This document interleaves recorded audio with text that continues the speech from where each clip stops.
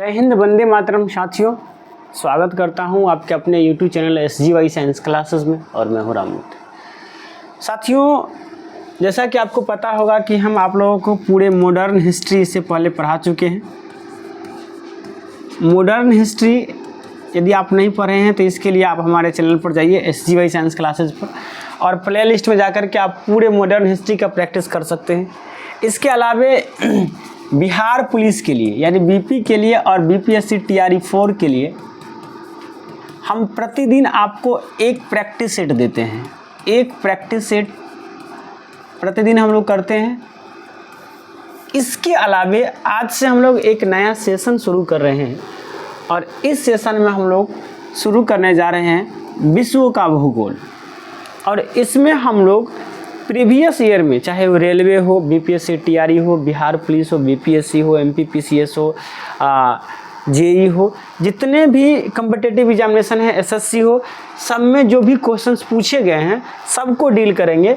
और आज के भूगोल के इस टॉपिक में हम लोग शुरू करेंगे विश्व भूगोल से। और विश्व भूगोल का अपना ये पहला टॉपिक ब्रह्मांड रहने वाला है। तो चलिए बिना देरी किए शुरू करते हैं अपने इस पाठशाला को। और आपको क्या कहेंगे, आप तो खुद जानते हैं, लाइक शेयर सब्सक्राइब करना तो आप कर ही सकते हैं। और शुरू करते हैं अपनी इस पाठशाला को। और ये रहा आज का पहला प्रश्न। प्रश्न कहता है कि इस ब्रह्मांड में मौजूद प्रत्येक वस्तु जो पदार्थ से निर्मित है उसे वैज्ञानिकों ने क्या नाम दिया है? क्रिस्टल, ठोस, द्रव्य या द्रव? तो वो द्रव्य है, द्रव नहीं बल्कि द्रव्य, मीटर। क्या कहते हैं इसे? मीटर कहते हैं। यहाँ पर जो ठोस और द्रव है, ठोस, द्रव और गैस, ये द्रव्य के तीन रूप हैं। ये द्रव्य के तीन रूप है, तीन रूप है। इसके अलावा अगर हम बात करते हैं क्रिस्टल के, तो क्रिस्टल जो है ये ठोस के प्रकार है। किसके प्रकार है? ये ठोस के प्रकार है। ठोस के प्रकार है ये। आपको पता होगा कि ठोस जो होते हैं ये दो प्रकार के होते हैं। एक होता है क्रिस्टलीय ठोस, क्रिस्टलीय ठोस, और एक होता है अक्रिस्टलीय ठोस। क्या होता है? अक्रिस्टलीय ठोस। क्रिस्टलीय ठोस को रवेदार ठोस भी कहते हैं और इसे हम लोग बेरवेदार ठोस कहते हैं। इसे क्या कहते हैं? बेरवेदार ठोस कहते हैं। तो ये ठोस के प्रकार है। ये द्रव, ठोस और द्रव, ये द्रव्य के दो प्रकार है।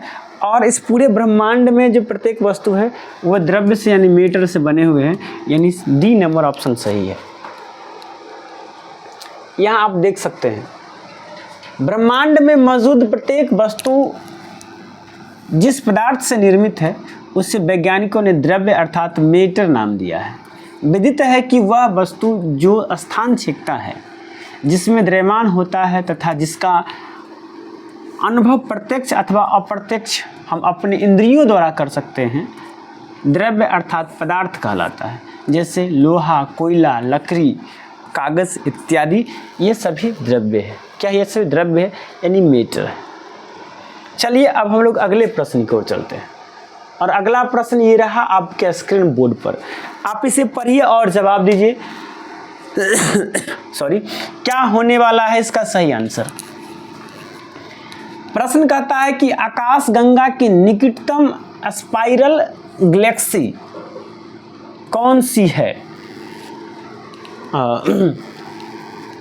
Dwarf Galaxy, sunflower Galaxy, Andromeda Galaxy या पिनव्हील गैलेक्सी? तो हमारी जो आकाशगंगा है उसके सबसे नज़दीक का जो गैलेक्सी है उसका नाम है एंड्रोमेडा। क्या नाम है? एंड्रोमेडा। इसे हिंदी में कहते हैं देवयानी। क्या कहते हैं? देवयानी गैलेक्सी। देवयानी गैलेक्सी जो है वो हमारे आकाशगंगा जो हमारी गैलेक्सी है, इस गैलेक्सी के सबसे नज़दीक का ये गैलेक्सी है। क्या है, सबसे नज़दीक का एक गैलेक्सी है और इसे हम लोग M31 के नाम से भी जानते हैं। किस नाम से जानते हैं? M31 के नाम से जानते हैं। और इसकी दूरी आकाशगंगा से लगभग 2.5 मिलियन प्रकाश वर्ष है। कितना है? 2.5 मिलियन प्रकाश वर्ष इसकी दूरी है। किससे? आकाशगंगा से। चलिए, यहाँ पर आप इन सारी बातों को यहाँ पर आप देख सकते हैं कि आकाशगंगा का निकटतम स्पाइरल गैलेक्सी एंड्रोमेटा यानी देवयानी गैलेक्सी है। एंड्रोमेटा सर्पिलाकार तारा पुंज है जिसे M31 रूप में भी जाना जाता है तथा इसमें लगभग 1 ट्रिलियन तारे विद्यमान हैं। कितने तारे हैं? 1 ट्रिलियन तारे हैं और 2.5 मिलियन प्रकाश वर्ष दूरी पर स्थित यह आकाशगंगा पृथ्वी से इतने करीब है कि शरद ऋतु के दौरान यह आकाश में एक सिगार के धुएं के आकार के रूप में दिखाई देते हैं। यानी ये जो है आकाशगंगा से कितने दूर है? 2.5 प्रकाश मिलियन दूरी है और ये क्या होते हैं? शरद ऋतु में दिखाई देते हैं। अब हम लोग अगले प्रश्न की ओर चलते हैं और अगला प्रश्न ये रहा आपके स्क्रीन बोर्ड पर। इसे पढ़िए और जवाब दीजिए क्या होने वाला है इसका सही आंसर। कहता है कि बिग बैंग सिद्धांत किसके द्वारा प्रतिपादित किया गया है?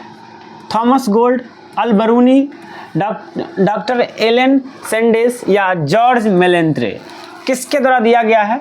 तो ये जो है बिग बैंग सिद्धांत ये जॉर्ज लेमेंत्रे के द्वारा दिया गया है।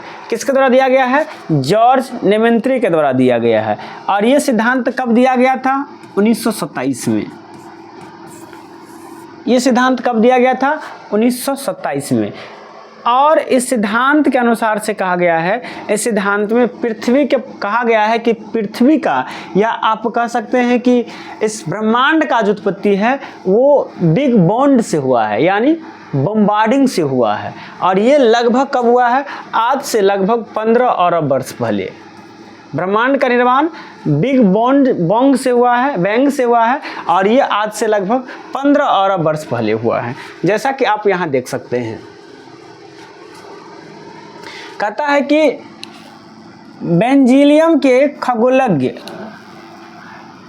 एवं पादरी जॉर्ज लेमेंत्रे ने ब्रह्मांड की उत्पत्ति के संदर्भ में एक सिद्धांत का प्रतिपादन किया जिसे बिग बैंग सिद्धांत कहा जाता है।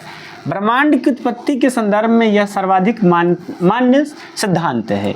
ब्रह्मांड की उत्पत्ति लगभग 15 अरब वर्ष पूर्व हुई थी। विस्तृत ब्रह्मांड सिद्धांत का प्रतिपादक कौन है? एडविन हॉवल है। यानी विस्तृत ब्रह्मांड के सिद्धांत का प्रतिपादन एडविन हॉवल और बिग बैंग के प्रतिपादक कौन है? जॉर्ज लेमेंत्रे। कौन है? जॉर्ज लेमेंत्रे है। अगले प्रश्न की ओर चलते हैं। तो अगला प्रश्न ये रहा आपके स्क्रीन बोर्ड पर, आप इसे पढ़िए और जवाब दीजिए। प्रश्न कहता है कि हमारे ब्रह्मांड कितने पुराने हैं? 3.7 मिलियन वर्ष, सॉरी 3 नहीं 13 है, 13.7 मिलियन वर्ष, 4.6 बिलियन वर्ष, ये बिलियन है, फिर हम गलती पढ़ दिए। 13.7 बिलियन वर्ष, 4.6 बिलियन वर्ष, 5.8 बिलियन वर्ष या 8.9 बिलियन वर्ष। तो अपना ब्रह्मांड जो है वो लगभग 15 अरब वर्ष का है। कितने का है? 15 अरब वर्ष इसका निर्माण हुआ था। इस प्रकार से कह सकते हैं कि लगभग 13.7 बिलियन वर्ष पुराना है। कितना है? 13.7 बिलियन वर्ष ये पुराना अपना ब्रह्मांड है। यहाँ पर आप देख सकते हैं, जस्ट हमने बताया था कि ब्रह्मांड की उत्पत्ति से संबंधित अनेक सिद्धांत प्रतिपादित है, जिसमें महाविस्फोट या बिग बैंग सिद्धांत, बिग बैंग थ्योरी सर्वाधिक मान्य है। इस मत का प्रतिपादन प्रसिद्ध खगोलज्ञ एवं पादरी एबे जॉर्ज लेमेंत्रे जो कहाँ के थे, बेल्जियम के थे, ने 1960 से 1970 में किया था। इस सिद्धांत के अनुसार लगभग 15 अरब वर्ष पहले ब्रह्मांड एक विशाल अग्नि का पिंड था जो भारी पदार्थों से निर्मित था, लेकिन बिग बैंग यानी महाविस्फोट प्रक्रिया से अचानक इनमें महाविस्फोट हुआ, जिसमें पदार्थ का बिखराव हुआ और काले व समान पदार्थ निर्मित हुए।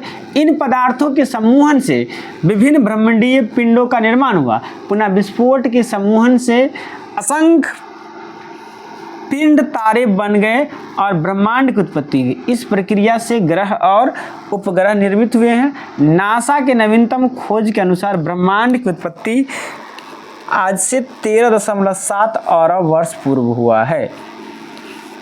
चलिए अब हम लोग अगले प्रश्न की ओर चलते हैं, और अगला प्रश्न ये रहा आपके स्क्रीन बोर्ड पर। ये बात तो आपको हम पहले भी बता चुके हैं और अभी भी बताएंगे। प्रश्न कहता है कि जॉर्ज लेमेंत्रे का संबंध किस क्षेत्र से जुड़ा है? बिग बैंग यानी महाविस्फोट के सिद्धांत से, विद्युत धारा की खोज से, डीएनए अम्ल की खोज से, या सौर प्रणाली से? तो इसका है महाविस्फोट सिद्धांत से इसका संबंध है। और ये कहाँ के थे? बेल्जियम के थे, और ये पादरी थे। क्या थे ये? पादरी थे। चलिए अगले प्रश्न की ओर चलते हैं, और अगला प्रश्न ये रहा आपके स्क्रीन बोर्ड पर। कहता है कि आकाश गंगा जिसे मिल्की वे कहते हैं का आकार कैसा है?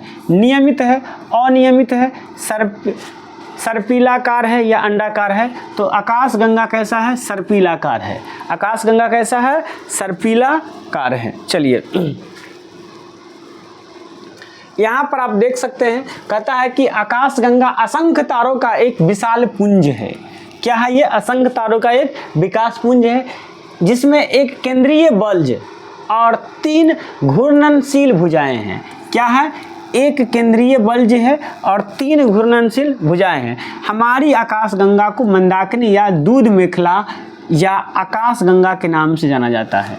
हमारी जो आकाशगंगा है यानी हमारी जो मिल्की वे है उसे मंदाकिनी कहा जाता है, या दूध मेखला यानी मिल्की वे कहा जाता है, या इसे आकाशगंगा भी कहते हैं, जिसका 80% आकार सर्पिल है। 80% आकार कैसा है? सर्पिला है, इसे है। इसके अलावा इस आकाशगंगा को सर्वप्रथम गैलीलियो ने देखा था। किसने देखा था? गैलीलियो ने। आकाशगंगा को सबसे पहले किसने देखा? गैलीलियो ने देखा था। और आकाशगंगा का 80% भाग जो है वो कैसा है? सर्पिल है। अगले प्रश्न की ओर चलते हैं, और अगला प्रश्न ये रहा आपके स्क्रीन बोर्ड पर। इसे पढ़िए और जवाब दीजिए। प्रश्न कहता है कि निम्नलिखित विकल्पों में से कौन सा आकाश में एक तारामंडल नहीं है? कौन सा आकाश में एक तारामंडल नहीं है? पहला शर्मिष्ठा, दूसरा सप्तऋषि, लब्धक या कालपुरुष। तो ये भी है, ये भी है, ये भी है कौन नहीं? तो ये नहीं है।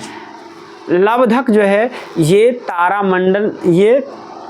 तारामंडल नहीं, बल्कि ये है क्या? तो ये आकाश में एक चमकीला तारा है। लब्धक क्या है? आकाश में एक चमकीला तारा है, आप यहाँ देख सकते हैं। कहता है कि लब्धक तारामंडल नहीं, बल्कि यह आकाश में सबसे चमकीला तारा है ना, जिसे साइरस कहा जाता है।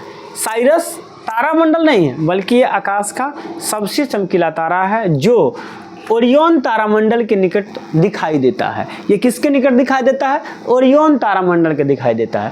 तारों के विभिन्न समूहों द्वारा बनाई गई विविध आकारों को तारामंडल कहते हैं। यानी तारा के समूह के द्वारा जो आकार बनाया जाता है उसे क्या कहते हैं? तारामंडल कहते हैं। जैसे कि अर्सामेस, सप्तऋषि, ओरियन और कैसियोपिया यानी शर्मिष्ठा आदि, ये सब क्या है? तारामंडल है। अब हम लोग अगले प्रश्न की ओर चलते हैं, और अगला प्रश्न ये रहा आपके स्क्रीन बोर्ड पर। इसे पढ़िए और जवाब दीजिए क्या होने वाला है इसका सही आंसर। जल्दी बताइए क्या होगा इसका सही आंसर। प्रश्न कहता है कि गैस, धूल और सैकड़ों अरबों सितारों का एक विशाल संग्रह कहलाता है ब्रह्मांड, आकाशगंगा, विश्व या नक्षत्र। तो ब्रह्मांड में तो बहुत सारे अरबों आकाशगंगा है। ब्रह्मांड किसका समूह है? अरबों आकाशगंगा का समूह है। और जो गैस, धूल और अरबों सितारों का जो विशाल संग्रह है वो आकाशगंगा है। जैसे कि अपना आकाशगंगा का दूध मेखला नाम से जाना जाता है ना, चलिए मिल्की वे नाम से जाना जाता है। तो यहाँ पर आप देख सकते हैं कि अरबों तारे, धूल और गैसों के बादल के एक विशाल संग्रह को आकाशगंगा के रूप में जाना जाता है। किस रूप में जाना जाता है? आकाशगंगा के रूप में जाना जाता है। आकाशगंगा के निर्माण की शुरुआत हाइड्रोजन गैस से बने विशाल बादल के संचयन से हुआ है। यानी आकाशगंगा का निर्माण किससे हुआ है? हाइड्रोजन गैस के संचयन से हुआ है, जिसे निहारिका कहते हैं। क्या कहते हैं? निहारिका कहते हैं। हाइड्रोजन गैस के संचयन को क्या कहते हैं? निहारिका कहते हैं।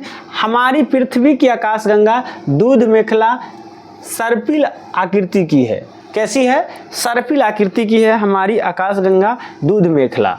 अब हम लोग अगले प्रश्न की ओर चलते हैं और अगला प्रश्न ये रहा आपके स्क्रीन बोर्ड पर। इसे पढ़िए और जवाब दीजिए, क्या होने वाला है इसका सही आंसर। प्रश्न कहता है कि ब्रह्मांड का अध्ययन डैश रूप में जाना जाता है। ब्रह्मांड का अध्ययन किस रूप में जाना जाता है? एंथ्रोपोलॉजी, एटिमोलॉजी, एनोटॉमी या कॉस्मोलॉजी। तो ब्रह्मांड का अध्ययन क्या कहलाता है? कॉस्मोलॉजी कहलाता है। कॉस्मोलॉजी का मतलब होता है ब्रह्मांड का अध्ययन। कॉस्मोलॉजी का मतलब क्या होता है? ब्रह्मांड का अध्ययन। कॉस्मोलॉजी मतलब ब्रह्मांड का अध्ययन। इसके बाद अगर बात करते हैं एंथ्रोपोलॉजी, तो ये है मानव शास्त्र या मानव जाति का अध्ययन है।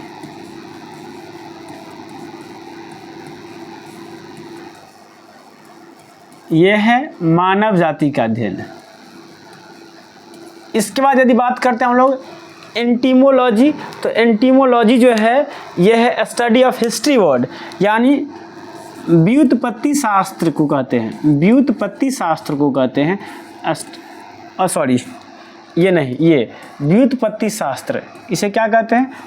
व्युत्पत्ति शास्त्र को कहते हैं हम लोग एंटीमोलॉजी। इसका ये नहीं है।